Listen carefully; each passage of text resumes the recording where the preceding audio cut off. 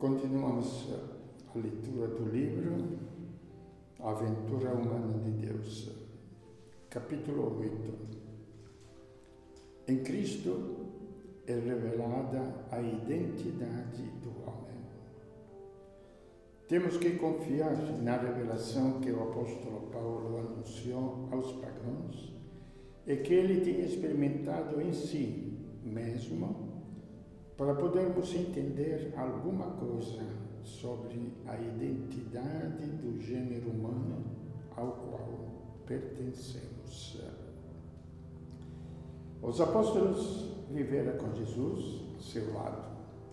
Estiveram presentes quando manifestou seu poder sobre a natureza, a tempestade no lago, sobre as doenças físicas, psíquicas e sobre a morte, a ressurreição de Lázaro, e também sobre o demônio. Assistiram, embora de longe, a sua crucificação, e depois da ressurreição de Jesus, tiraram as dúvidas e fortaleceram a fé com a presença do ressuscitado durante 40 dias. Foram testemunhas da sua vitória sobre a morte, para depois ser testemunhas dele pelo mundo. Eis os Evangelhos. Saulo, chamado depois Paulo, não conheceu Jesus pessoalmente. Talvez tenha ouvido falar dele. Nasceu no ano 10 depois de Cristo. Era honesto e fanático religioso desde a sua infância. E por isso perseguia os cristãos considerados como blasfemos, querendo formar uma seita à parte do judaísmo. Na sua queda do cavalo em Damasco e durante a cegueira física que se seguiu durante 3 dias, Jesus se fez conhecer a ele, não pela sua vida na terra, mas na sua relação com a pessoa humana, que era ele mesmo, Paulo. Depois seremos todos nós. Paulo fala assim deste conhecimento de Cristo. Quando Deus quis revelar em mim o seu Filho, Jesus Cristo, ele não disse para mim, como tinha sido para os outros, no batismo no Jordão, este é o meu filho, ouviu? Na transfiguração no Monte Tabor, outra vez, esse é o meu filho.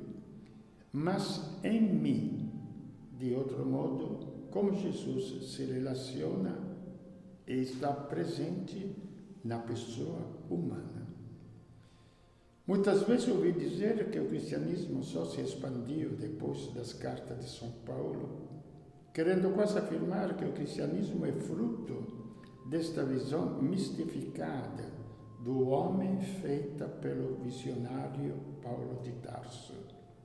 Nada mais equivocado.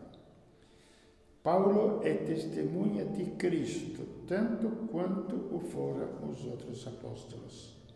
Só que em Paulo encontramos a testemunha do relacionamento de Cristo com a humanidade, indo muito além dos preceitos religiosos formais, como a circuncisão, a abstenção de certas carnes, abluções e outras regras ou regrias.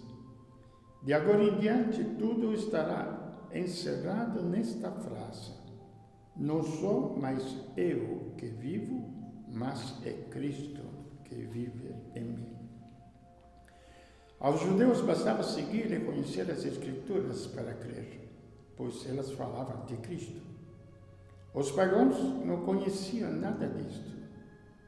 Partindo então do acontecimento da encarnação, vida, morte e ressurreição de Cristo, o próprio Deus se revela através da experiência de Paulo, sua presença já anunciada no mundo e, sobretudo, no ser humano. Aqui não falaremos extensivamente das cartas de São Paulo, porque o que mais interessa é aquela sua declaração feita numa carta aos Colossenses. A vós eu anuncio um grande mistério que permaneceu escondido por séculos.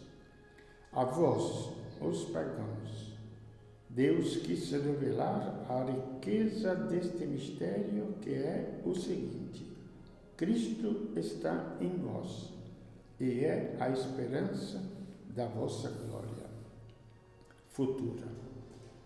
O que quer dizer em palavras mais simples? Quando estivermos totalmente em Cristo, serão realizados todos os nossos sonhos e o nosso ser. Paulo continua: é este Cristo que vos anuncio com todo conhecimento, para vos apresentar a Deus perfeitos em Cristo. Muda totalmente a ideia de perfeição. Deixa de ser uma simples moralidade feita de regras ou culturas para ser uma vida, a vida de Cristo. Em nós. Haveria muito que falar sobre perfeccionismo e moralismo, até mesmo cristão, porém não é a finalidade deste livro. Aqui queremos buscar e descobrir o sentido da vida e como chegar à sua plena realização, que encontramos naquela frase de São Paulo: ser perfeito em Cristo. Porque todos os nossos anseios mais íntimos e nossos sonhos de autoestima, grandeza, dignidade, sucesso, etc., serão realizados quando nos esvaziarmos de nós mesmos. Quem quiser salvar a sua vida, a perderá, disse Jesus. Seremos preenchidos por Ele, no corpo, na mente, nos amores, nos sentimentos e na vontade. Só então seremos perfeitos em Cristo, que quer dizer, será Ele mesmo a nossa vida. Teremos sua sabedoria, sua imortalidade, amaremos como Ele ama e teremos em nós o seu desígnio de vida, ou seja, cumpriremos sua vontade. Enfim, seremos livres, porque seremos nós a decidir e não as circunstâncias ou os outros. Assim a vida cristã, digo vida e não devoção, torna-se muito simples, porque será Ele a agir por nós. Tudo será possível, pois a Deus tudo é possível. Onde Ele está, floresce até o deserto. O ódio se transforma em amor, a dispersão em unidade, a morte em ressurreição.